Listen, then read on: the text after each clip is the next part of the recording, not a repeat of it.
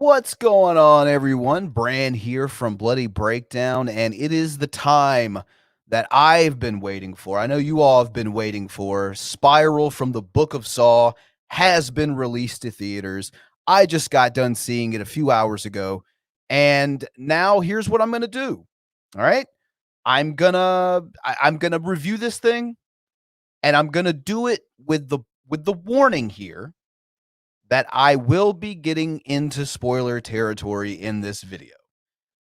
With that being said, if you haven't seen the film yet, or if you're interested in seeing it and you don't want to know what's going to happen in this one, now is the time to go. Spoiler alert, giving it early in the video so everyone knows. If you're still hanging around after this, we there will be some things spoiled for you. So, with that said, really quickly, the typical shilling. If you enjoy this video, remember to like it, subscribe, turn on notifications if you're interested, and check out my links down below in the description section to support me or follow me. So, enough shilling. Let's go ahead. Spoilers are coming. Let's hop into this thing. So, Spiral from the Book of Saw.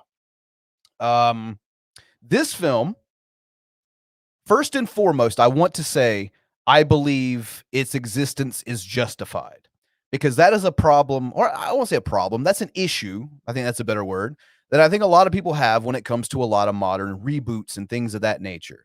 I think this film does justify its existence.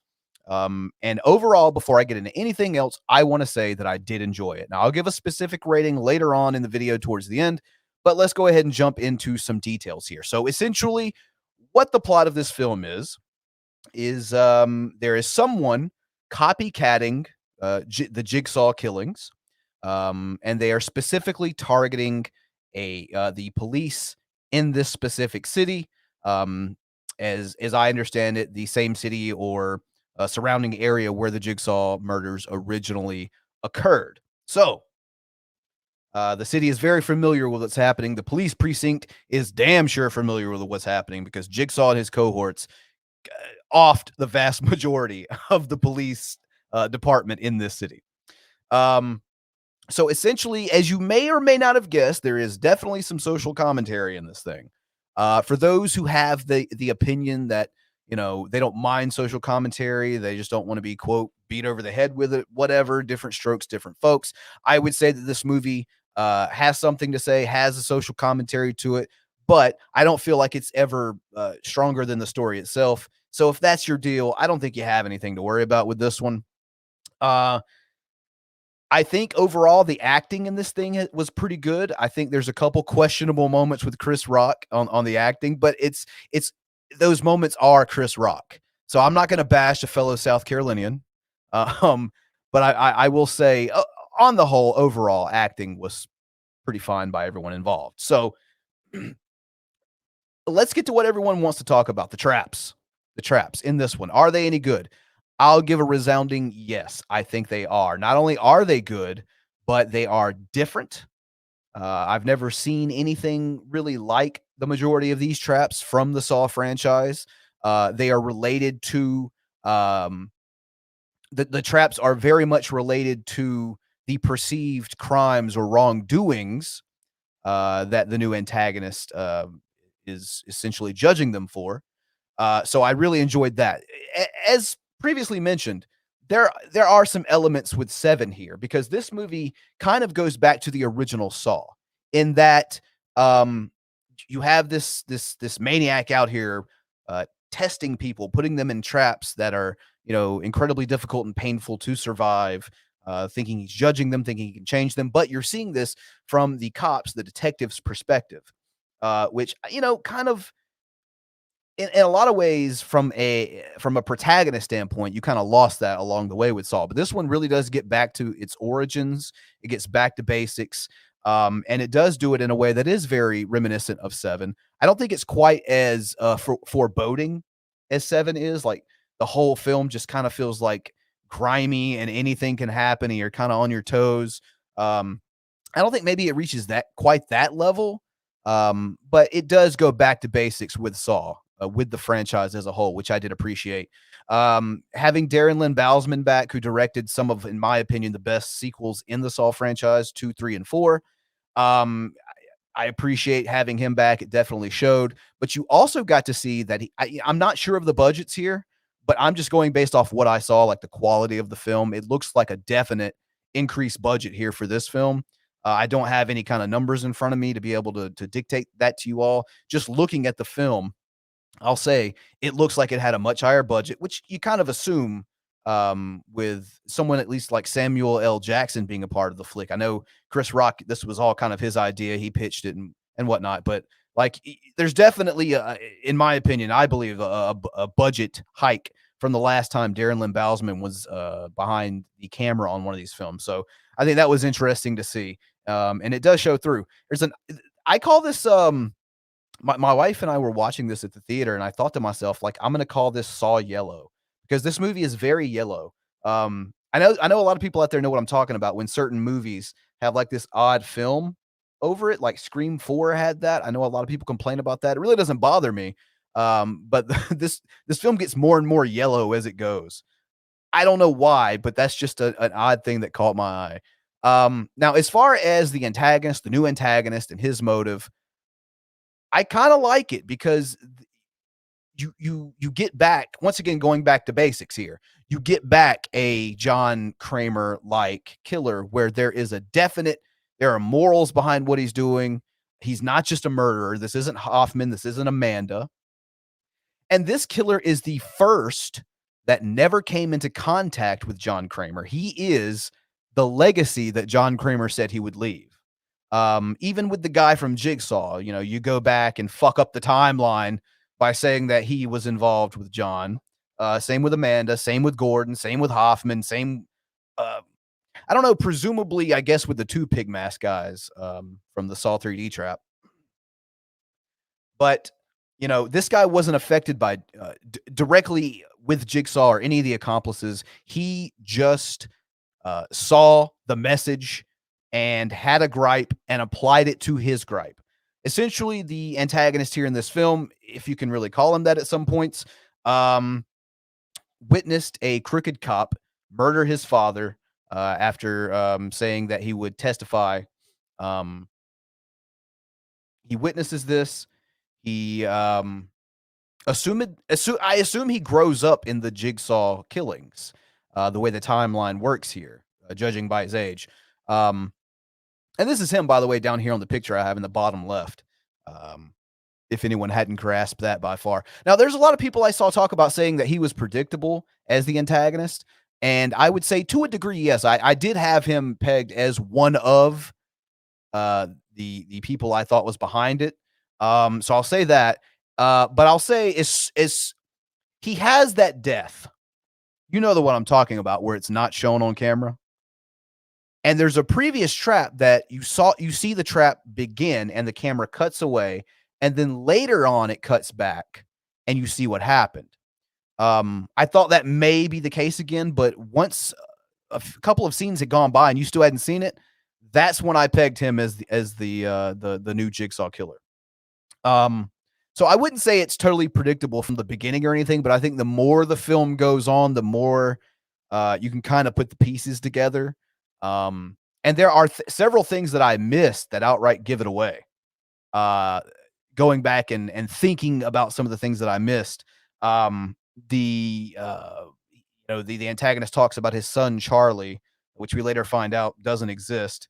The man who is killed, his name is Charlie, which ends up being this guy's father. So there are several little Easter eggs and things like that that point in the direction of this guy. But he's like I said, he's the first complete inspiration for Jigsaw. He never met him. He never met any of his allies or cohorts, I guess, so to speak. He's been inspired by what John created, which is very interesting. And I think you can take this from the Book of Saw thing in a lot of different ways. You could make this an anthology franchise from this point. And I'm not saying I don't want to see a follow-up to this, because I kind of do. This thing, in my opinion, leaves you in very much sequel territory. in my opinion. Um, I One of the things I also enjoy about this film is it gives me that thing that I love seeing from any kind of reboot, which is 2 words, familiar but different, okay? And it does a very good job of that, in my opinion. It gives you familiar, it gives you these saw traps, it gives you, seeing it through the detective's eyes. It gives you a lot of things that are very Saw at its core, but at the same time, it does a lot of things differently. It kinda getting back into the antagonist here, his motive is different. It's not really about cherishing your life per se, as much as it is atoning for your sins or wrongdoings against innocent people. Um, all the cops, which is what this guy's going for, specifically police, uh, their traps are very much related to, knowingly lying on the stand, having your tongue ripped out, or the finger trap and the guy who pulled the trigger or whatever. They're very much related, as I kind of indicated to earlier. Um, and I think overall, definitely that goes in with the social commentary as I'd kind of alluded to earlier. But I think overall I like the new antagonist.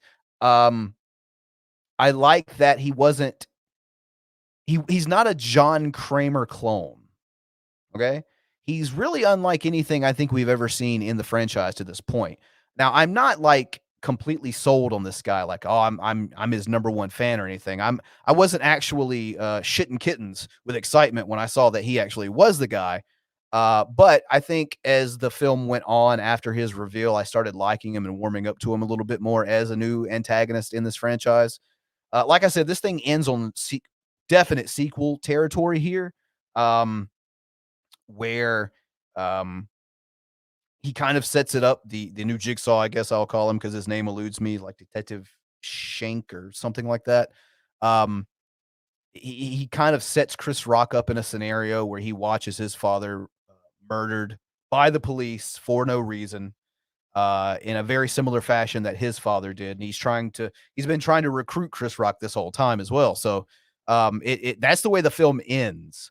Um, so Interestingly enough, not only did we get to see Samuel L. Jackson in a Saw film, he actually died in the movie too. So thank you, Sam, for being cool about this. By the way, going into this film, I saw 2 trailers before the movie started.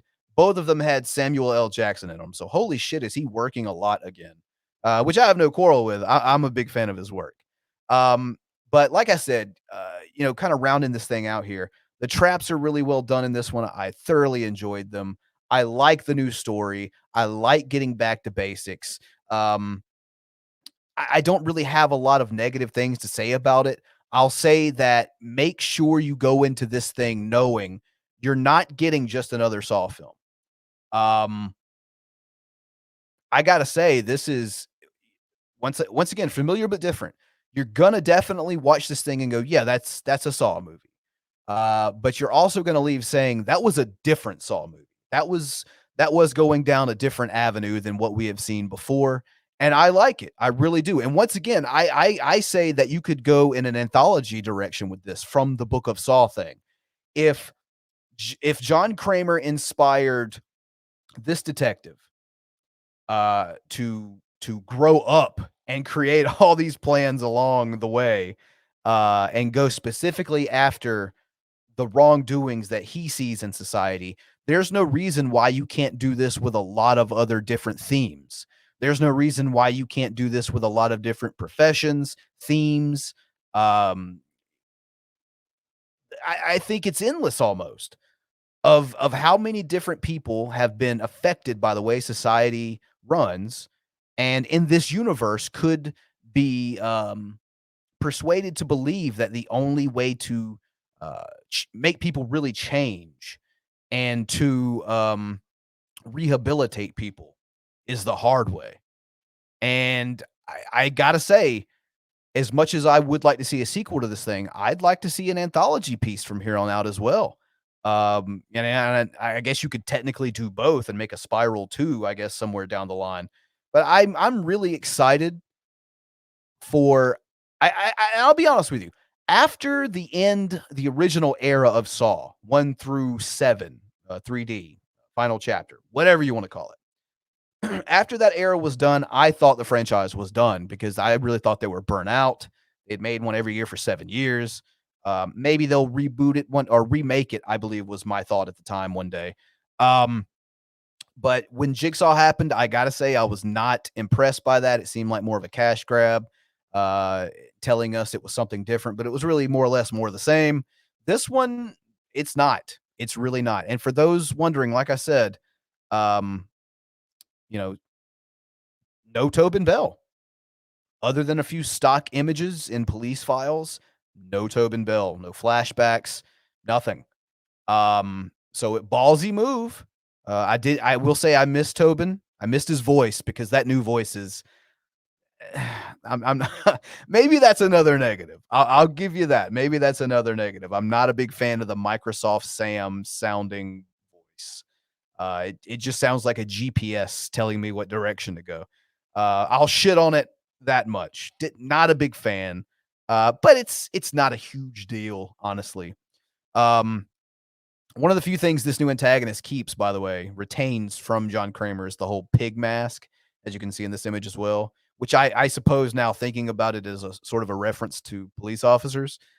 Um, so yeah, I'll s overall, let's just end it on this, because I tend to ramble the longer I go with these reviews. Overall, I'll say this, I did thoroughly enjoy it.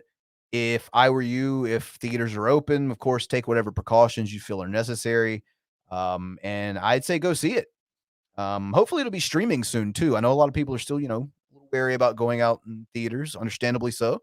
So hopefully you'll be able to stream it from your home if that's something you would prefer to do, because this is one that I believe that has uh, reinvigorated the franchise. A Spiral 2 I think would be viable. I think an anthology franchise from here on would be viable as well. Um, I think if you've got the budget, bringing in some more big name actors like they did here with Sam Jackson and Chris Rock, I'd be totally fine with seeing things of that nature. I think what this movie proves, as much as I love Tobin Bell and Jigsaw, I think this franchise is viable onward without Tobin Bell. And that's not to say you couldn't see him again in flashbacks again one day. I'm sure the fan base will be eager to see something like that one day down the road. Give us some really cool fan candy, so to speak. But overall, I enjoyed this thing. I typically do a 1 out of 5 scar rating here on this channel. So I think after watching it once, granted, I've only seen this film one time. I prefer to watch a movie a handful of times before giving it a rating. But I watched it a few hours ago, and after the initial viewing, I think I would give this thing 3 out of 5 scars. Um, I don't think it's necessarily anything groundbreaking or anything like that. But I think it breathes life into this franchise like no film has done in a while. It gets back to the basics. It keeps the traps fresh and different. It feels like a Saw film, but it also feels like something completely different. I thoroughly enjoy it. If I were you all, I would go check it out. So, with that said, um, I assume most people who have watched this video are people that have seen it or aren't interested in seeing it. But if you have seen it, let me know your thoughts on this film down below in the comment section. Once again, leave me a like if you enjoyed this video. Subscribe, turn on notifications, please. And check the description section for my link to Patreon and Twitter. If you'd like to support this channel, Patreon's the way to go. If you'd like to follow me, Twitter's the link for you to follow. And yeah, shout out to my patrons, specifically Ral the Great, who is on the producer tier, for making my content possible. I appreciate that very much, and you all should do the same. Right now, go.